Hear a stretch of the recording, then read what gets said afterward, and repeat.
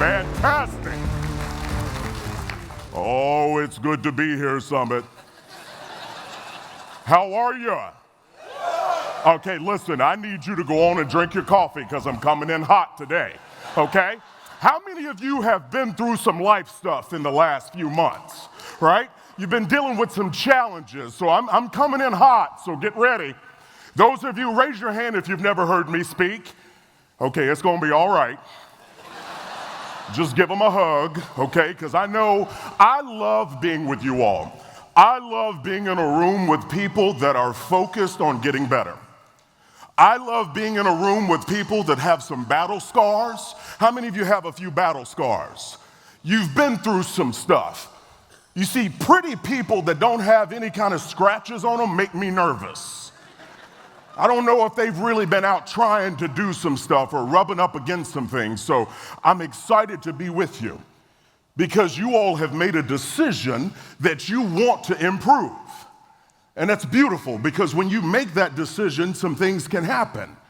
And see, there's a difference between just listening versus learning, okay? There's a big, big difference because listening means you just heard some stuff, right?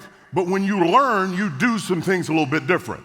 For those of you that don't know, I have 3 sons. They're 12, 13, and 14, or as I call them, hungry, hormonal, and happy, okay? Yeah, no, that's real. That is real.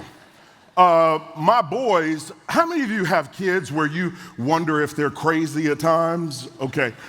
I didn't know if my boys listen, right? I've told them to do some stuff, and you know how sometimes kids can have selective hearing. Like they will hear half of it, right? I said, go take a shower and go to bed. He went up and went to bed. I went up and looked at him. I said, boy, did you hear me? I said, take a shower. He gets up, he gets in the shower. I hear water for 2 minutes. He's out. He's back in the bed. I said, what are you doing? He goes, I showered. I said, did you use soap? He said, oh, Dad. Got back in the shower, right? Right? But here's how I know it's selective hearing, because they prove to me that they not only listen, but they learn. Here's what happened. The boys and I love to watch Animal Planet, right? I love that show because I feel like as a parent, it can be kid-friendly, right? Except there was one time there was a mating special. I like to broke my thumb trying to change that channel, right? Too many questions, Summit, too many, right? And so we put it on a snake show. Now, the boys and I have this interest in snakes. I have a fear of them, but we like to watch it on TV. And so we were sitting on the couch watching, and it was a guy going after to catch a snake. And he was showing the technique, right? And the boys and I are glued to the TV, right? And we're watching this situation. I knew the boys were paying attention because I saw them go like this, like the man was doing on TV. He said, now you get in it, but you do like this so you can get it behind the head, right? And it can't bite you. And then he started talking about how you can tell if a snake's poisonous by the shape of its eyes. Well, this is where fear started to strike. They weren't talking. They were glued into the TV. And I knew as a parent, you ever felt that spirit thing in you where you realize you probably need to explain a few things? They were watching, and Ty said, oh, good, Dad, that's good to know about the eyes. I said, hold on a minute, boy. There's a rule in the Hogan house. All snakes are poisonous. Like all of them. I don't care what shape the eye, because to tell how the shape of an eye, you got to get close to the snake, right? So all snakes are poisonous. I tell him this. So we watch this man. He goes in and he grabs the snake and he catches it, and we're watching it. We're glued to it. I didn't think anything else about it. 2 weeks go by. I'm down working on some stuff. I've got my readers on, Summit. I'm getting older. I need help, okay? And I wear them. And so readers do what? Hello, is this on? What do readers do? Magnify it. Make stuff bigger. I've got my headphones in, I've got my readers on. I hear this, hey, Dad, something poisonous. And I said, what? I turn around with my readers on. This is what I see. Some of you don't even understand. No. The scream that I let out, it's like Michael Jackson in a scary movie, right? My voice, you think I can't get high? I got high, okay? I let out a scream. I said, "Dear God, what are you doing?" Well, he's standing there just smiling ear to ear. I take off my readers. It wasn't that I saw. This is what was really the reality, okay? It was little. Okay, listen, don't you laugh at me, okay? My readers are strong, okay? He's standing there holding it. He's so proud. He's got perfect technique, and he goes, "Dad, look what I caught." I said, "What are you doing?" He goes, "I caught it just like the man did." I said, "We talked about this." He goes, "What do you want me to do with it?" I said, "Free it. We saw Free Willy 3 years ago. Let it out." And then I was like, "Hold on a minute. Take it up and go show your grandmama." That wasn't a good move. When we were sleeping on the couch that night, we talked about it. It wasn't a good move. Listening versus learning. Now, my sons put into practice what they saw someone do on TV. What I want to encourage you to do as leaders is let's put into practice some stuff we're learning here this week. Don't be an innocent bystander. Don't you dare be a pedestrian or an observer. You've got some real things at stake, and you've got some real opportunities. Dave told you that to be a great leader, it's a decision. And a lot of you decided when you came here. And that's a daily decision. That's not a sometime decision. That's not a today decision. I need you to get ready to make that decision every day. Henry Cloud talked to you about your desired future, the power of the chair that you sit in, as well as some team members. Pat Lencioni talked to you about being present as a leader. And my goodness, Carrie, that girl was amazing. Gave us an opportunity to really stare into the face of what fear and death looks like. Some of y'all got some nice, neat lives where the most stressful decision you made was, do I get a salad or a wrap, right? What dressing do I get? Okay, this woman's dealing with some real stuff. It was an eye-opener for me. And can we talk about art? You know what? You know what? That's a bad man right there. I love it. That's a coach, the heart of a coach, shooting you straight, talking about just do it. Apparently my boys must have heard of art because that's what they did when they caught that snake. They was just doing some stuff, right? But as we look at this, I want to encourage you, please don't be a bystander. Please don't sit in here amongst all these other like-minded people that are walking through some stuff and trying to make some stuff happen. Please don't be in here casual.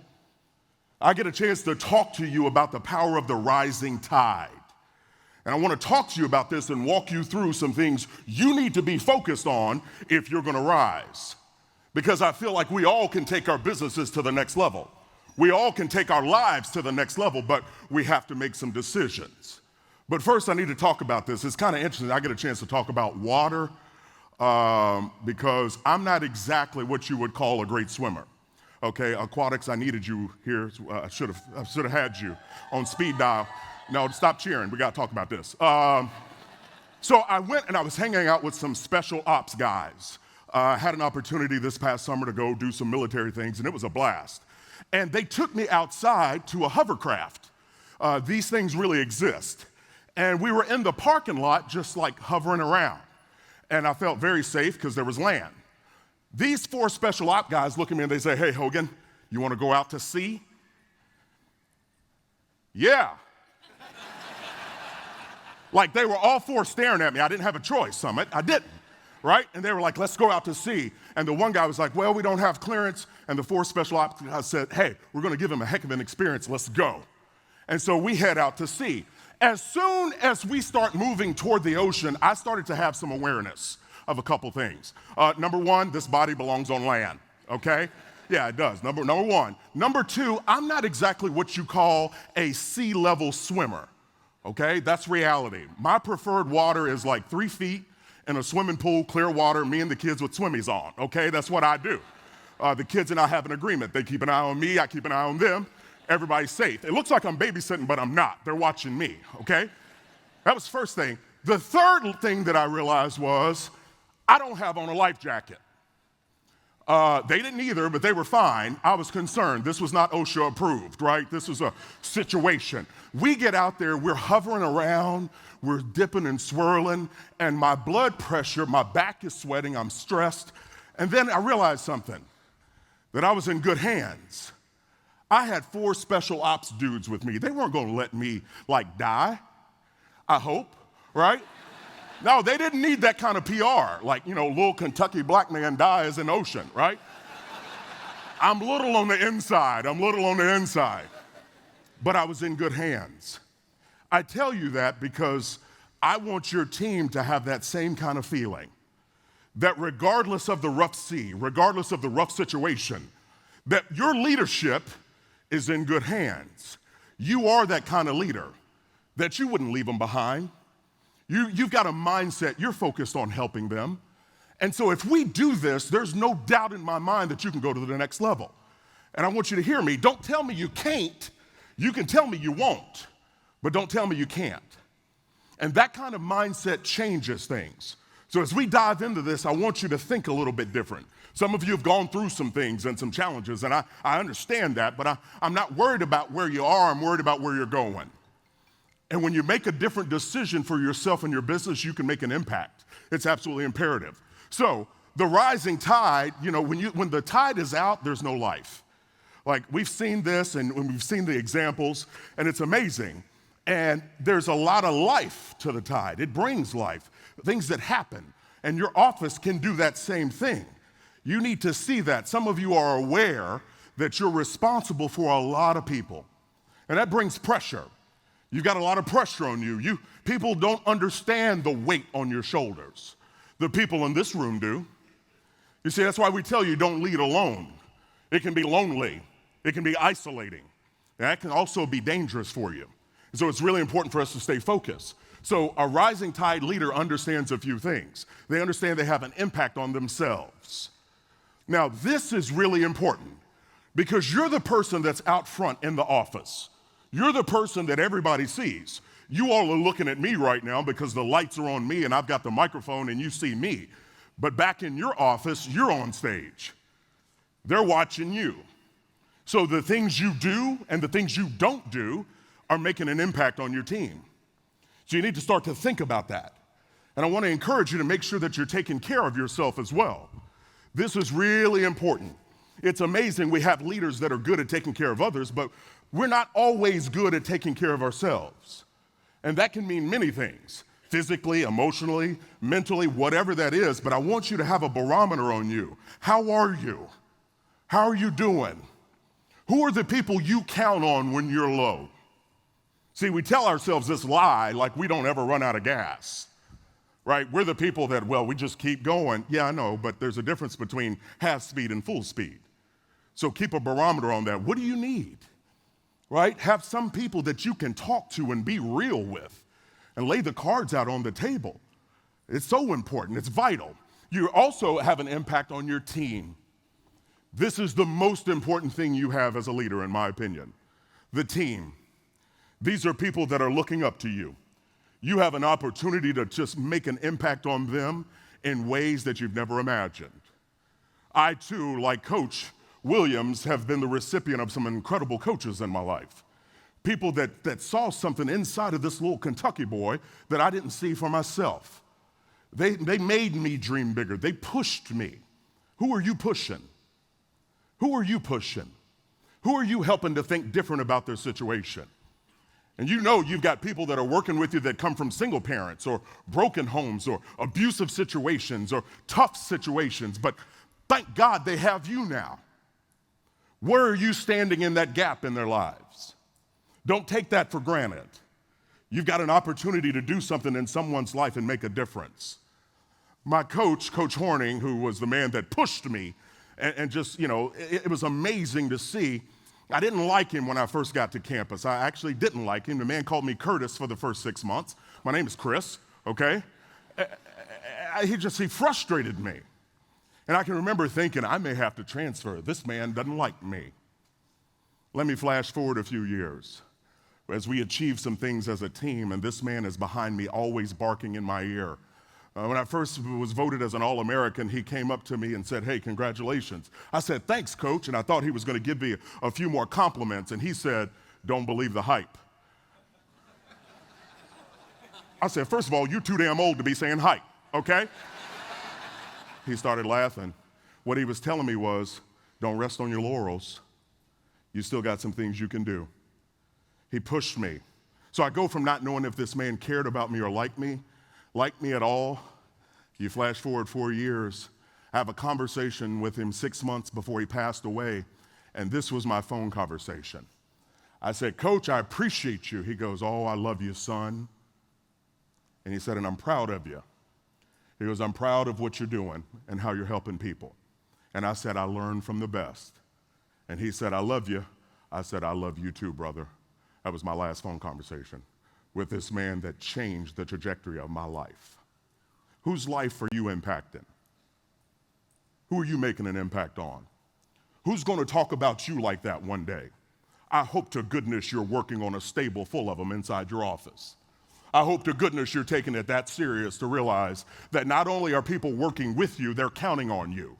You have an obligation as a leader. Please don't worry about being in charge. That's the last thing you need to worry about being. What you need to be focused on is making an impact. And when you have that kind of mindset, it shifts everything. You look at things totally different. It's so vital.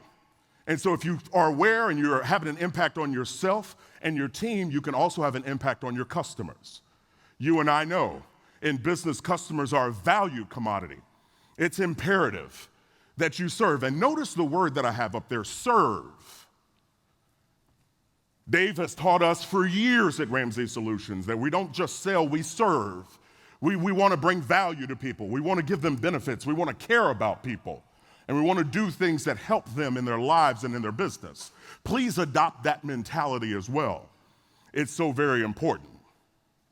And you do this and it kind of changes the way you view things. Because as leaders, and you all know, we've all bumped into some people that are self-serving and self-focused. That's not the point.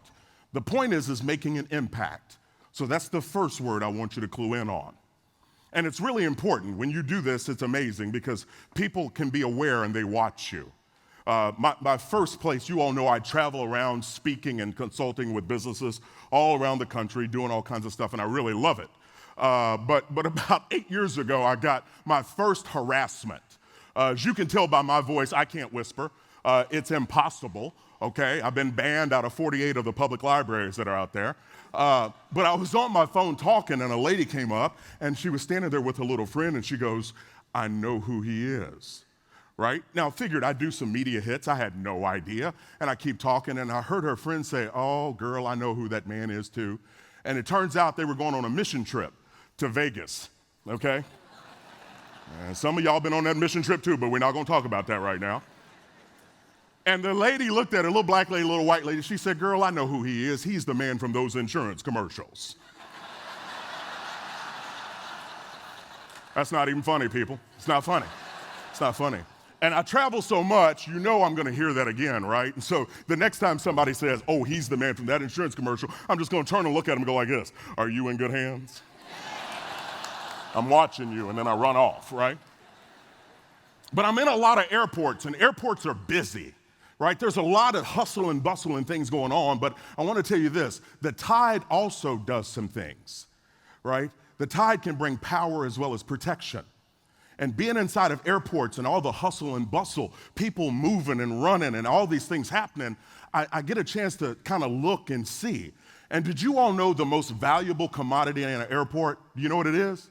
This. Right? And we all know we've never seen that in an airport, right? You don't ever see one empty. It looks more like this, right? 48 plugs. You know why? Because we got to get power, don't we? We got to power up the devices. We got to watch up iPads and all these things because we're getting ready to get on a plane, and the last thing you want to do is run out of power. The last thing you want. There's nothing more miserable than have your phone start to go to that circle and power off. Or how many of you have ever mischarged something, right? You put it in and you plugged and you thought it was charging and it did not. You know, that's heartbreaking, right? You're on a 4-hour flight, you know? And so I tell you this, it's important. We never want to run out of power. But I want to tell you something. First and foremost, You need to plug into the source who has all kinds of power, and that's God. Now, I'm going to tell you directly, okay? See, most people, they'll tiptoe around this, and you go, oh, Chris, you don't want to offend anybody. I don't care. I'm an equal opportunity offender, baby, okay? No, because I got to tell you, we will tell people about good restaurants. We tell people about good songs. We tell people about all this good stuff, but this is the greatest of the great, okay?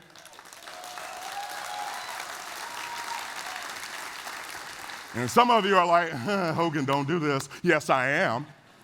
Yeah. No, you need to know. You need to be aware, and I don't know where you stand in your faith, but I'm here to tell you, I know somebody that can help everybody. Yeah, you got to have a different mindset. Some of us have this mindset, I'll just muscle through it. I'm going to tell you something. I have leaned on him. He's been there when it's the only thing I had. The only thing I had when it was as dark as it could be. And I wasn't alone. I could turn off every light in a room by myself, and I still wasn't alone. You see, you need to know. You need to understand. Because he loves you more than you love yourself, and he's not mad at you. There's nothing that you can do to break that love, and if you don't know him, you need to get to know him. If you want to know him, come see me. I'll tell you about him, because he's amazing. And that mindset, if you have that, you also can make sure you're staying plugged in and know what's going on. If we care enough about a phone and we care enough about an iPad or a laptop, please care enough about your life. Please care enough about your team to be able to pray with them when they're walking through a tough situation. You see, they count on you. Some of you are the family your team doesn't have. Marinate on that for a few minutes. Yeah, they go home and they're alone, and they can't wait to come to work to be with you because you're the person that cares enough about them to check on them. They don't have any other family. That's why it's so important for you to make sure you not only build, but you protect this thing that you have, this call on your life. It's that important. And some of you are people, there are people in business that are out there dabbling and tiptoeing and having fun. Hey, I'm not worried about them. They're not focused. They're not going to make an impact on the people that are counting on them. And it's imperative. You know why? The tide also brings protection. You need to have people that have your back. Every leader that I talk to, they say, Chris, that loyalty thing is important. And you know how you see it? And when you start to hear it, when people leave? When people leave, leaders get all bent out of shape. Chris, you wouldn't believe they abandoned me. They didn't abandon you. They either moved on or moved to another opportunity. See, that loyalty is a two-way street. It's amazing. As a leader, I've wanted it and probably even felt like I'd abandoned it. I didn't realize loyalty is earned. It's the daily treatment of your team. Do they trust you? Do they love you? Do they know that you love them and care about them? It's important. So the best way to get somebody to have your back is to have theirs. Show up and have theirs. Trust, loyalty, and being there with them. It's vital, and it can make this impact on people's lives in ways you have no idea. I sent out a tweet a few years ago, and it just caught on and went viral, but I said good leaders can help people get better at their jobs, right? That's what a good leader can do, but a great leader's different. A great leader can help people get better at their lives, all the way around. Which one do you want to be, right? And you make that decision and you go, well, wait a minute, I want to be Coach Horning. I want somebody to talk about how I encouraged them and they felt that power that I truly believed in them. It's probably the greatest compliment I can ever receive. It's for somebody to bump into one of my boys one day after I'm long gone and they say, I met your daddy, or I heard that man speak and he had amazing hair, okay? He encouraged me because he believed in me. I think that's the greatest compliment we can have as leaders, but we have to have that mindset. And so loyalty is two-way, my friends. Don't expect it and not give it. Have your team's back, okay? Have it. The tide also displaces trash. I don't know about you, but I've been on the beach and I've seen trash on a beach, and it's crazy because you automatically see it and you understand it doesn't belong, right? And so you see it, and they found a picture. Look at that. I'm not going near that, okay? That's a hot mess. Some of us have that in our lives, but also even in our business. So we got to clean it up, right? And you're going to deal with issues. Watch this. Raise your hand if you've dealt with some issues in your office in the last 12 months. Raise your hand. Okay, very good. Welcome to the human race, right? That's just part of it. And we can tell ourselves that, oh, I don't want to have to deal with that. No, you have to as a leader. How many of you got crazy people? You work with crazy? How many? Okay, if they're beside you right now, don't make eye contact, okay? Don't look at them. Don't make eye contact. Just look at me. Just look at me.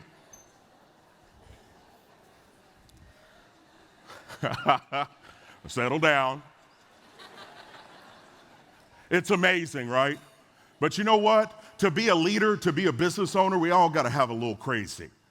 We all have to have that mindset of we're going to think differently, like Coach Williams talked about, of having the audacity to dream really, really big about what we want to accomplish and what we're going to make happen. But I'm here to tell you, and I want you to be aware of this, if you're in business, you're going to deal with problems. Okay, you're going to. And that's a reality. I don't want you to think your team is super different. I mean, it's the reality. Issues are going to be normal in business. And inside of every problem, guess what you're going to find? A person. And so that mindset is crucial in how we're going to deal with them. And I want you to hear me with this, because the way that you address the problem or the issue is crucial. That's what your team member remembers of you and your approach and how you addressed it. And so I want you to be aware, you've got to go into this with your eyes wide open and being very, very in tune.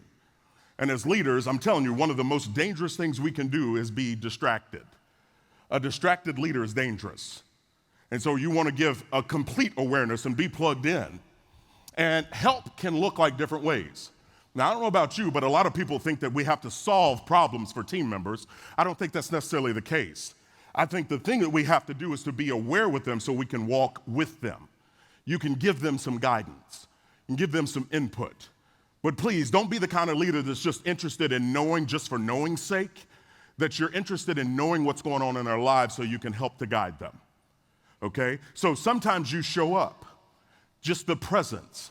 And you know, and I know, I don't do, in years past, I hadn't been really good with following up. Like if I ask somebody how they're doing, the typical response is what? Fine. And as leaders, we're busy, and so we hear fine, and guess what we do? Roll on. But if you're a connected leader and you want to have an impact, something different happens. Because you look in their eyes and you ask them how they're doing, and they say fine, but you see that they're not fine. So here's what I want you to do. Have the audacity to follow up. Go back and ask. I did this. I asked a young lady, I said, hey, how are you? And she looked at me and she said, fine. Her eyes were screaming, I'm scared, I'm scared. And I'll never forget, I followed up and went back and I was like, hey, seriously, what's going on? She goes, oh, I'm just frustrated, Chris. I said, Tanya, what's happening? She goes, I'm out of vacation days. And I thought to myself, well, you need to do a better job of managing that, right? That's a personal problem. I didn't, that's what I thought. I didn't say that. And I said, okay, well, why are you all been out of shape? She goes, I'm just frustrated. That was her answer after I followed up the second time. Something in my heart said, Chris, that's not enough. I waited, end of the day, called her in, we sat down, I said, hey, seriously, what's going on? She said, well, my mom was just diagnosed with breast cancer, and I'm out of vacation days, and I really want to go be with her. I was so grateful I followed up. I looked at her, I said, Tanya, honey, you don't need vacation days. You need to go see your mama. And she goes, well, I don't have the days. I said, please don't worry about that. I said, please get there and just hug your mama. And you take the time you need and you let me know when you're going to be back. And she's like, well, you can't do that. Yes, I can, honey. You know why, Summit? And I typically at that time was an egomaniac, and I wouldn't have followed up normally, but I knew her and I cared about her. And I'm so grateful that I did that, because you know what I was at that table? I wasn't the leader. I wasn't the one in charge. I was a human.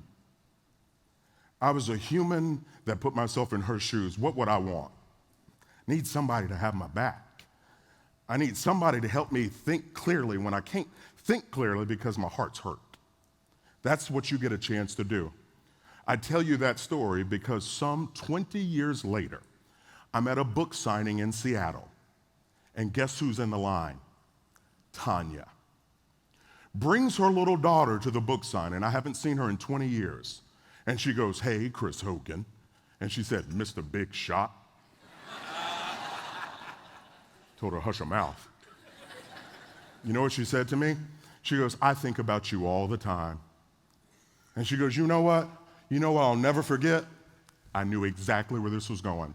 I swear to you. She goes, "You know what I'll never forget?" I said, "What's that?" She said, "The time that you cared enough about me and my mama, that you helped me."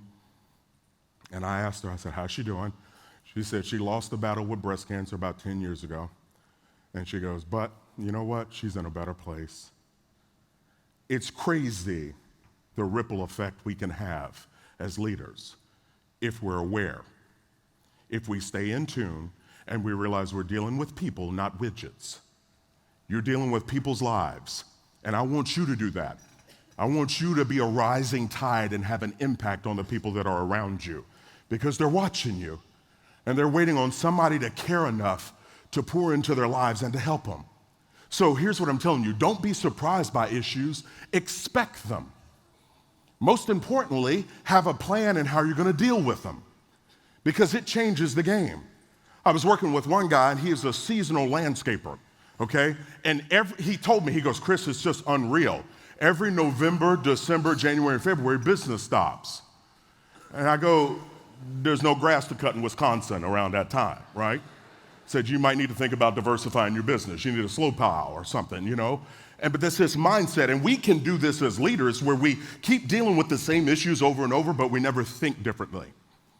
I had another opportunity to do something with some Special Forces people, some Navy SEALs. Most powerful group of people I've ever met. I had a blast. I had lunch with them. And I have to tell you guys, typically if I go do a speaking gig, I feel like I'm in the top 20% of the toughest dudes in the room, right? I feel like I can handle myself. When I went to do that speaking engagement, I was scared of everybody, okay? No, the janitor made me jumpy. I knew. They know stuff, right? I knew. And sitting with them, it was amazing because this is what they told me. They said, "Chris, we have to pack our own parachute. We have to do things. We go into situations," and they said this, "We expect to have problems. We expect to have obstacles." They said, "But we've trained on how to deal with them." And I was like, "Really?" They go, "Yeah, we train for all kinds of things." And he said other people would be stuck and they'd need to have 12 staff meetings and 3 PDFs and Excel spreadsheets to figure it out. We work through it. And I'll never forget writing that down. Not just being surprised by an obstacle, but plan for it, but have a plan. Make sure the team knows that you're aware and, hey, we're going to walk through this thing. And more importantly, let your team know whatever it is, we're going to get through it because we're going to get through it together. And it's really important. You've heard the phrase, rising tide raises all ships. That's because the tide also creates community. As a leader, if we do this right, you can create community. And a rising tide leader builds community with their team. Don't just have a group of people you're familiar with. Please have a group of people you're connected with. This is important. Breaking bread is something that you need to do together. When you eat and you spend time together, it's amazing the shields and things that can come down, right? People start to interact. They start talking about their kids. They start talking about their pets. And the next thing you know, they're getting to know each other on a different level. But you have to create that environment. It's important. And so spending time and being a community, it's valuable. Laughing, crying, celebrating. That's one of the things we do. We celebrate birthdays at Ramsey Solutions. We celebrate people's anniversaries and time that they're there. But you let somebody on our team have a birth or have a death in the family, and we set up food groups. We bring them meals, and we spend time. And it's amazing because it is a community. You start to look, and you know what's going on with people's lives. And, hey, dude, how's your kid? Been praying for you, been thinking about you. And you can see it in their eyes. They're so connected. Please have that inside of your office. Create that. A rising tide leader invites the team to join the mission. I beg of you to make sure that you're connecting your business to a bigger piece of exactly what's going on. What's the heart behind your vision and your mission statement? And please involve your team. Please empower them to do their job. Don't be like that nagging mother-in-law or nagging father-in-law that's always in the way. Encourage them to do it. It's amazing. I've talked to several people that they've changed jobs in other companies just because their leader didn't leave them alone to let them do their job. And so if they're engaged, I want you to empower them. And you know we talk about the delegation. Those of you that are in All Access, you've heard Dave talk about delegation and teaching about it because this is an area that people struggle with.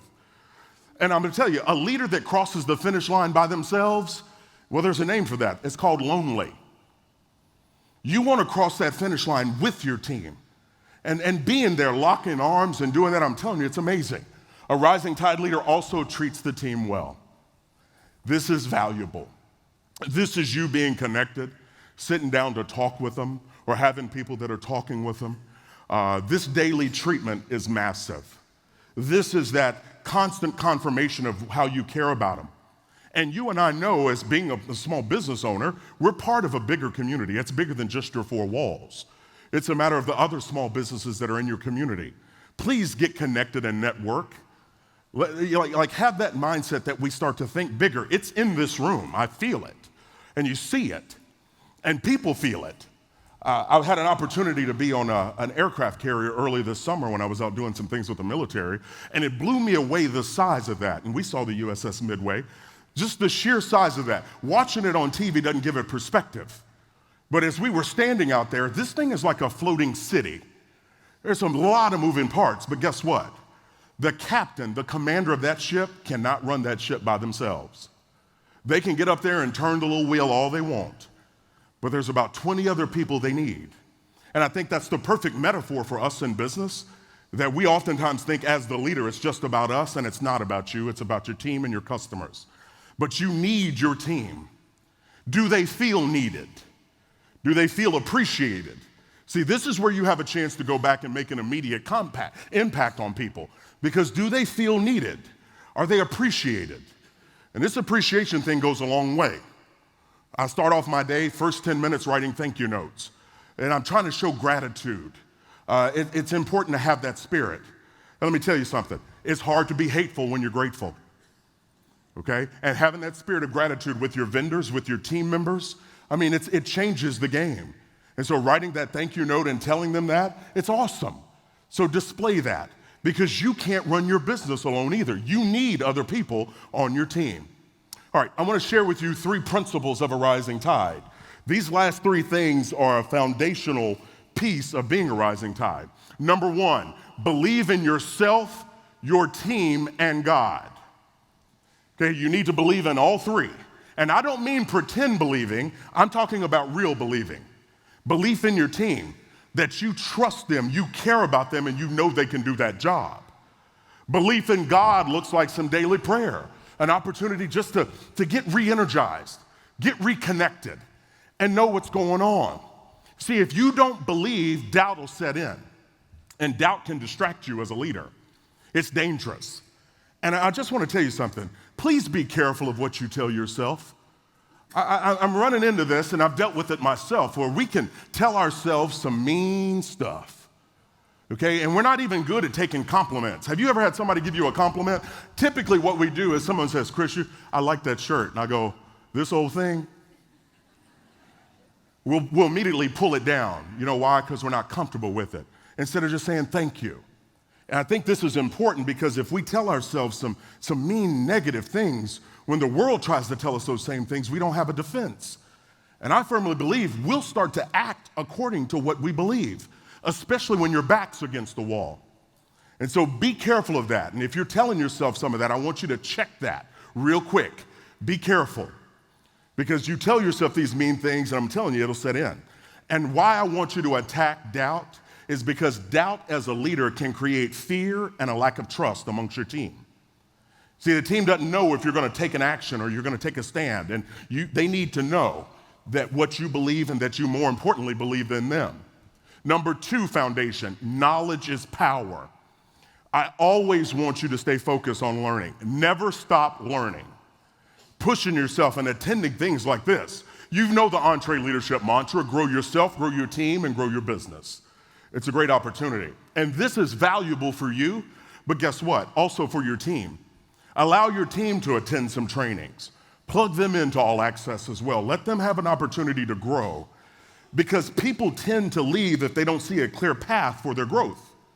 And so you want them to know that you see them and what they're doing, and you see an opportunity for the future. So don't ever be good to stop learning, ever. Stay focused. Number 3 is take action. Taking action is critical. I told you all that were here last year I was gonna get healthier. I was starting to eat salads, right? And salads are like a promissory note in my mind, right? No, salad is what you get before the food comes, right? Like there's a steak or something coming after that bad boy. And so I've been eating healthier, and doing some stuff and trying to, and saying no to some things, because I had to decide if I'm truly going to get healthier, then I've got to stop doing certain things and I need to start doing some other things. And it's important. And a buddy of mine said, hey dude, you'll drop more weight if you start running.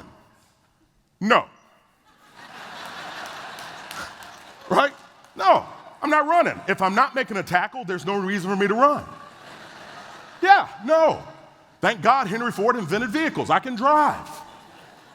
He said, well, at least get on the elliptical. Fine, okay? We got on it. I pulled like 9 muscles doing this thing, right? I'm serious. I got rhythm, but suddenly I got on the elliptical and it was like I was learning to walk again, right? But I got to do stuff, right? Being active. And if you want to make an impact, you got to start doing some stuff too. Start being more engaged with your team, connected with them. Ask them how they're doing. For heaven's sake, look them in the eye and have a conversation where you stay looking in their eye instead of looking at your watch like Inspector Gadget, right?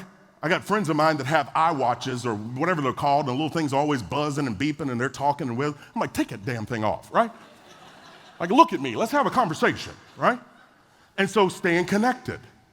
But I want you to do this, it's really important. So make decisions. I want you to be intentional. I told you this Marshall Goldsmith quote, what got you here won't get you there. And I love that. Because some of us, we've made some strides and we've done some things, but how are you going to the next level? Getting to the next level is going to require some new stuff. And whenever you want to grow, it requires sacrifice. Whenever you want to grow, you got to do some things a little bit different. And I want you, and I firmly believe you can decide to be a rising tide. Believe, gain knowledge, take action. Some of you, all of you should have a coin. Did you get one? Hold it up if you have it. Hold it up. I want everybody to hold it up. Hold your coin up. This is one of those things, we firmly believe in these. I want you all to hold on to this. You can put your arms down. I want you to hold on to this because I want this coin to mark our time here today. The coin is talking about the law of the rising tide, belief, knowledge, and actions to the power of God. Now, do this for me. I want us to call it out, so repeat after me. Belief, knowledge, action, multiplied by God causes you to become a rising tide. And I want you to hold on to this because you and I know challenges are coming. You're going to deal with some struggle. You're going to deal with some issues. And I want you to hold on to this because this reminds you that you are capable. I firmly believe that when we walk through some struggles, it helps us to determine who we really are, what we believe, what are we standing up for, who are you battling with. And I want to encourage you to make sure that you have the right people in your corner. I've had some incredible friends walk with me in these last few months as I dealt with some stuff. And it's amazing to have people you can count on, people that you trust, right? And it's important for you to have that circle of people, but I want you to hold on to this coin. And you put it in your little junk drawer and you'll look at it and find it maybe in 2 to 4 years from now. And I want you to think you made a decision at this point in time, that you decided to be here. You see, I think you committed when you came, and you've got an opportunity to go back and be intentional. See, when you're intentional, things happen. You all know my most recent book, Everyday Millionaires. We did the largest study on millionaires that's ever been done. talked to over 10,000 millionaires all across the country. And one of the incredible stats that jumped out was 97% of those millionaires felt that they controlled their own destiny. 97%. See, it's not this victim mentality that we have running rampant in our culture. It's more of about a victor mentality. That it's not a matter of what we've gone through, it's a matter of where are we going, what are we doing? You see, I firmly believe this. This is your choice, Summit. You got a choice to make about the impact you're gonna make when you get back. Some of you lost your mojo, get it back. Like, get it back. Dust yourself off and start to realize, yeah, you made some mistakes. Yeah, you did. I'm not worried about what you did then. I'm worried about what you're gonna do as you move forward. So you change your thinking, and you can change your life. And I want you to think differently. I talked in my book about not needing permission. You know what? You don't need anybody's permission to get better. You remember the permission slips back in grade school, right? Like, if you didn't get the permission slip signed, you couldn't go on the field trip, okay? I remember we were having this health video. Y'all know the one I'm talking about? And I took the permission slip home, and Mama Hogan was like, nope. I go, no, Mama, seriously, everybody's watching. She goes, I don't care what everybody's doing. You're not watching it. So me, Bobby, and Mike were out in the hallway while everybody else was watching the video, right? Permission slip. As an adult, you don't need it. You don't need anybody's permission to get better as a leader. You don't need anybody's permission to go back and be more intentional with your team. This is your choice. You get an opportunity to decide. You have the opportunity to go, I'm gonna take my business to the next level by taking my leadership to the next level. And yeah, you made some mistakes along the way, that's okay. But guess what? It just means we're human. But what do we do from here? How do we do this? Pick yourself up, dust yourself off, and I want you to grow forward. It's important. That mindset changes things. And I need you to hear me, Summit. It's imperative, because if you won't help yourself, it's gonna be difficult for you to be able to help your team. So you gotta change your heart. You start to think differently. That I don't need anybody's permission. This is my life. I make the choices. I get to decide. You can count me out if you want to, but it turns out I'm the damn referee. I'm in charge of my effort and my heart and my spirit, because I'm not playing. I know there's people counting on me, and God gave me this thing for a reason, and I'm gonna stand up and I'm gonna use it to the best of my ability. And until 6 of them pack me to my grave, I'm not quitting. And I want you to have that same kind of belief in what you stand for. Quit playing around and tiptoeing. You got people counting on you. And I want people to look at you and say, you made an impact. You made a difference in their lives. You got people that come from single moms, people that come from broken homes, and they ain't got nobody else to count on. That's your job. Go back and do your job. I know you're capable. Just make a daggone decision. God bless you, Summit.